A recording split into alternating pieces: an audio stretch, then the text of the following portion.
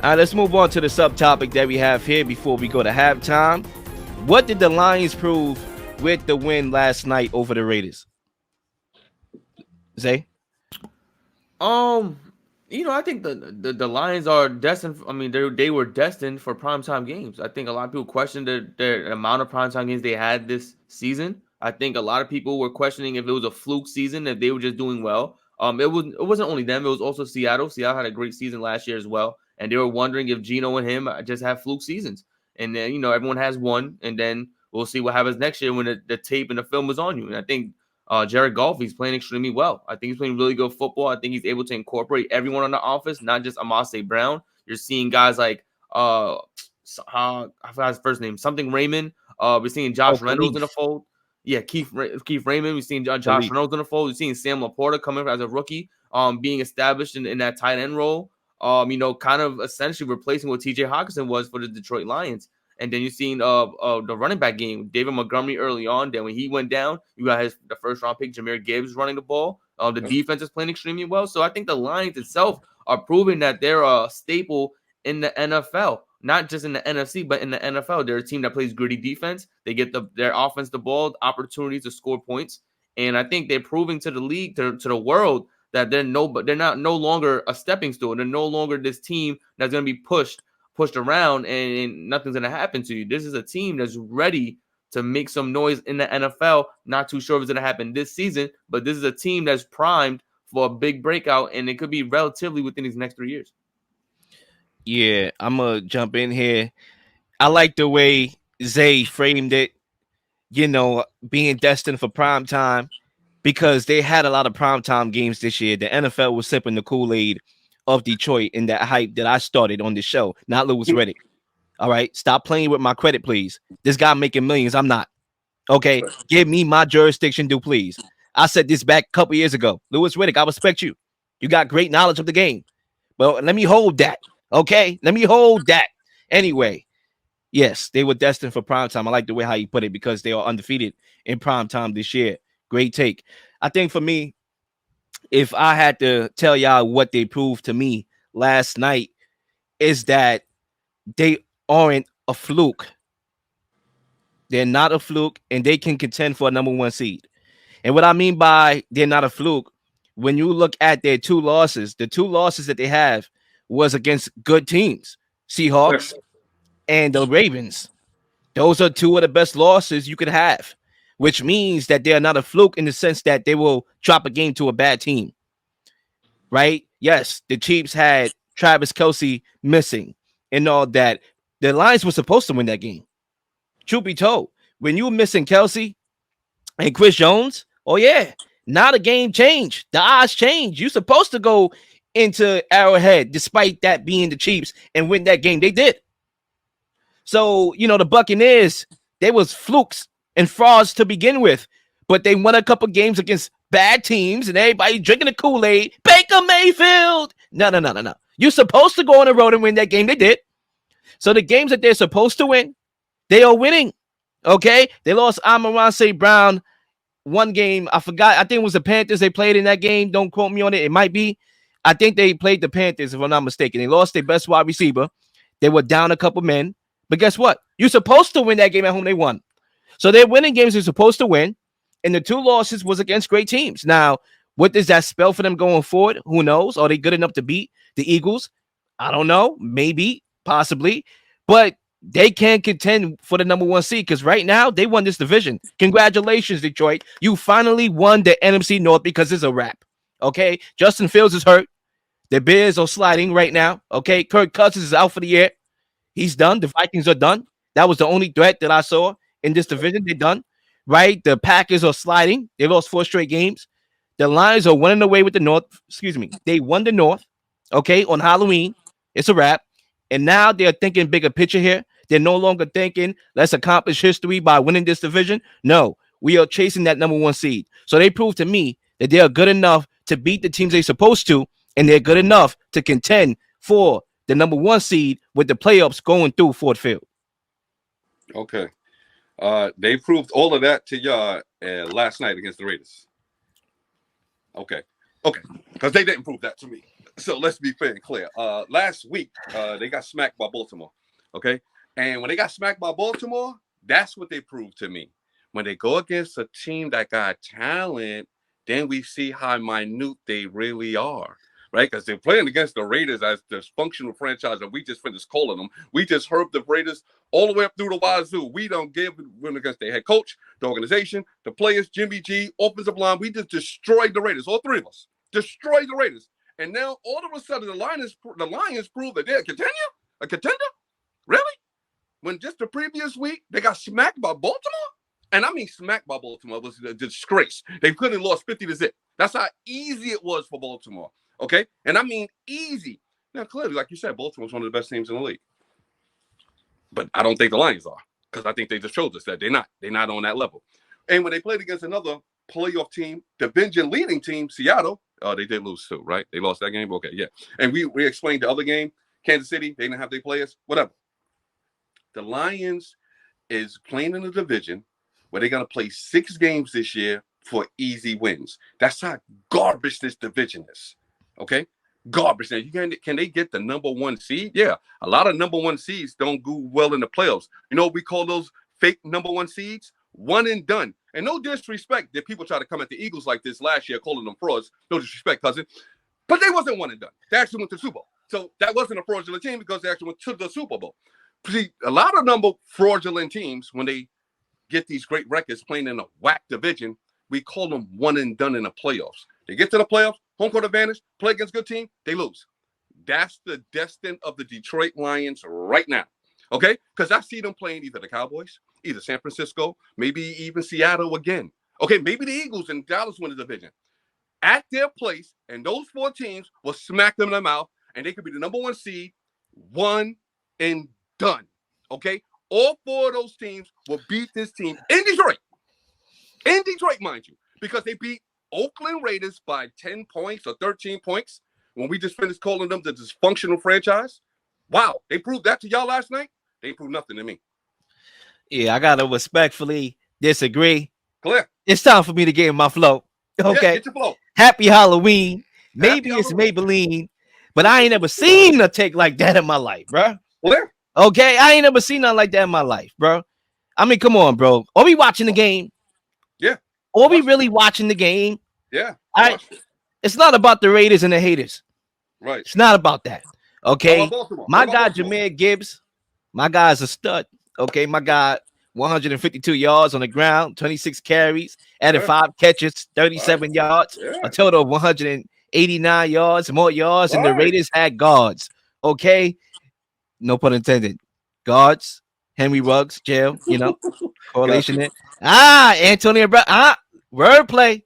Maybe I need to go and be a rapper or something like that. But anyway, let me stick to the NFL right here because I got to school my cousin right now. Please try to school me.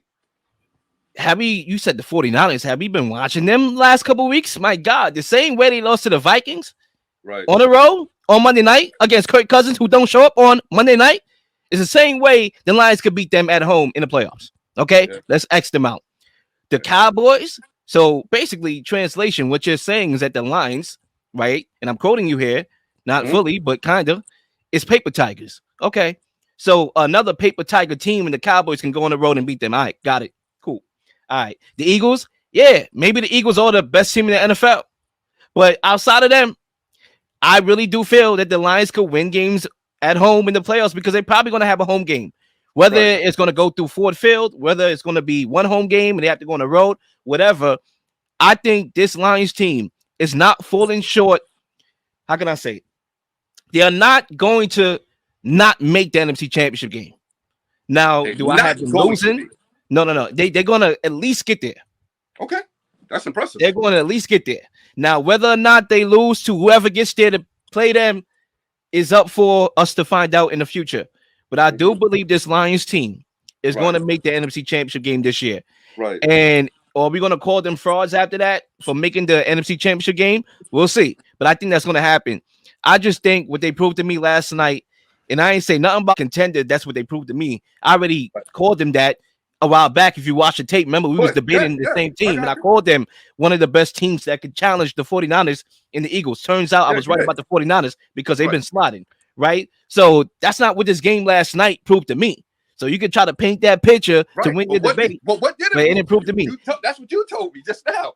And that was the question. The question was, what did they prove to you? No, and I answered the question. I said what they proved to me is that they are good enough to win games they're supposed to win. The Raiders is another prime example of that. Right. Okay, so context is everything, cuzzo. That's what I said. And that they are going to have the number one seed. But let's be fair, right? So everything you just said made sense, but you did not address the Baltimore game. You didn't address it. Let's address it. I'm glad you brought it up. Please. Because I got ammo. I got a lot of ammo for that. Hit me with it. Lamar Jackson is like 15-1 against the NFC. We just gonna overlook that stat. I have to overlook that doesn't stat. matter. I'm only talking about Detroit versus Baltimore. No. I'm talking about the NFC. There's a reason why Detroit versus Baltimore. I don't want you see Lamar Jackson stats from years ago means nothing today, right now. It means a lot. Detroit and Baltimore. It means a lot. Some stats you just can't overlook. No, I can overlook that stat. No, you can't. And the reason why you can't overlook that, go 50. You know how many times they played the NFC, bro? That's his whole career for the NFC. Because you can't go Ray Charles here to that stat. You can't go Stevie Wonder here to that stat. I went there. Okay. You talk about this team, this Lions team, this Baltimore team this year. Let me address my point. Okay. And we can come back to that. Please. Lamar Jackson is 15-1 against the NFC. Why? Because the NFC don't play Lamar Jackson like that. His skill sets are different. First of all, this is probably, arguably, the best Lamar Jackson of his career, including the MVP year. And I'm willing to go on the road with that take. It is. He's a better passer. He's still effective as a runner. So when you don't see that guy, and you see him once, when was the last time the Lions played the Ravens, first of all? I don't remember. Right. Okay. I don't either. But I want to say one thing. I want to say one thing real quick. Because you're addressing it from a Lamar Jackson perspective. No, I'm gonna get to the middle. Let me get to the meat, cuz. Pause. I don't mean it like that. Let me get to the chicken. Okay. When you talk about that game, the Lions just got up to a slow start. It happens. They were 3-and-out on their first couple jobs, which meant their defense had no chance because they're getting off the field. They're getting on the field, the defense, and the offense can't stay on the field. So sometimes you have a bad start. First 3 drives, 3-and-out. Defenses is back.